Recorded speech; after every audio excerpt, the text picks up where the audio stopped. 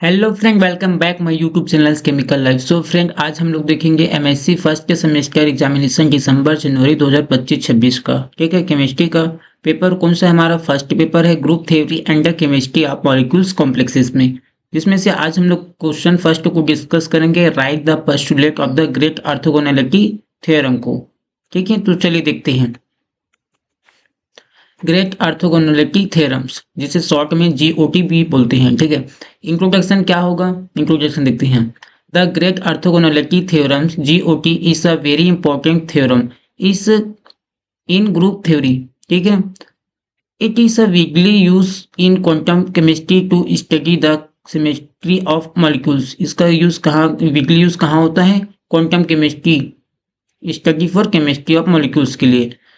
Group theory में molecules की symmetry, operation और रिप्रेजेंटेशन को समझने के लिए थ्योरम बहुत यूजफुल हैं।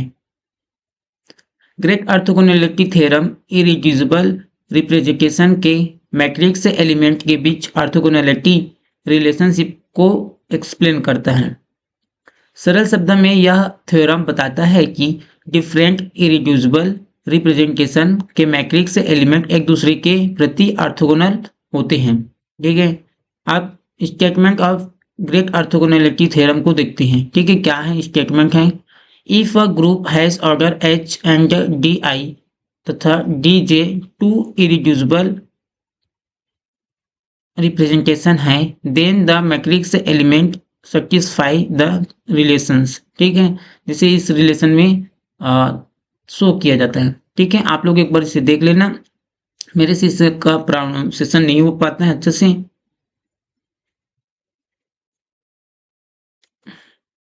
अब यहाँ पे क्या है देखते हैं। एच क्या है हमारा? Order of the group. ठीक है, आर क्या है? सिमेट्री ऑपरेशन है। और एल आई क्या है? Dimension of the irreducible representations. और ठीक है, सिग्मा क्या है? कोरेंकर डेल्टा है। ठीक है, डेल्टा क्या है?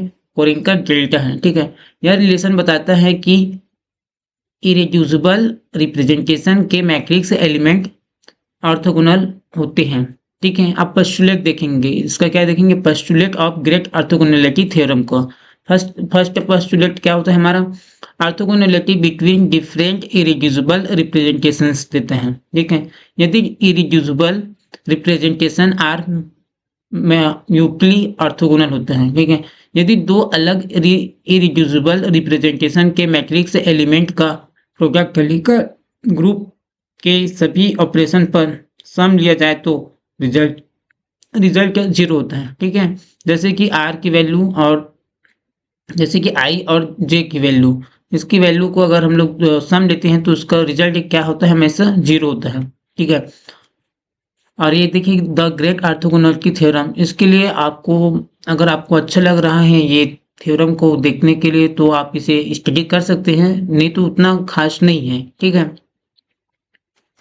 तो सेकंड पोस्टुलेट देखते हैं। सेकंड में है ऑर्थोगोनैलिटी बिटवीन रोज। अब रो के बारे में क्या क्या है? ठीक है, the row of the matrix belonging to the same irreducible representation are orthogonal.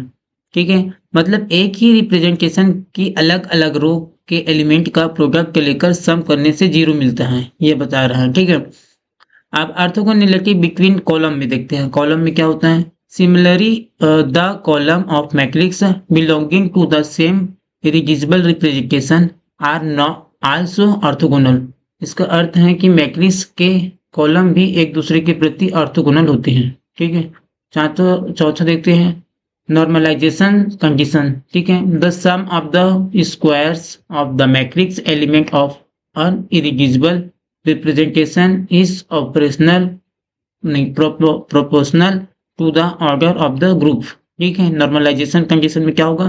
The sum of the squares of the matrix element of an irreducible representation is proportional to the order of the group. जैसे कि इसमें दिखाया है H upon L I, इसे अगर हम लोग proportional करेंगे तो ग्रुप में ये matrix element of the irreducible दिखाएगा। ठीक है, यह रिलेशन नॉर्मलाइजेशन कंडीशन को दर्शाता है। ठीक है, यह रिलेशन क्या दिखाता है? नॉर्मलाइजेशन को दिखाता है। अब आगे देखते हैं अब important of great orthogonality theorem को देखते हैं। ग्रेट ऑर्थोगोनैलिटी थ्योरम बहुत इंपॉर्टेंट है क्योंकि इट हेल्प फर्स्ट देखते हैं, it helps in the construction of character tables को करता है, ठीक है। It help to determine irreducible representation को करता है। It is useful in the study of molecular symmetry में करता है। It is simplifies many quantum mechanical conclusion करता है, ठीक है। कंक्लूजन देखते हैं हम क्या है। Those the great orthogonality theorem provide the mathematical basis for the study of symmetry in molecules. It established orthogonality relation between irreducible representation and play a very important role in group theory and quantum theory. ठीक है friend, तो एक बार फिर से सबको देख लेते हैं। पहले हम लोगों को इंट्रोडक्शन देखना है, ग्रेट ऑर्थोगोनैलिटी थ्योरम का क्या देखना है, इंट्रोडक्शन देखना है।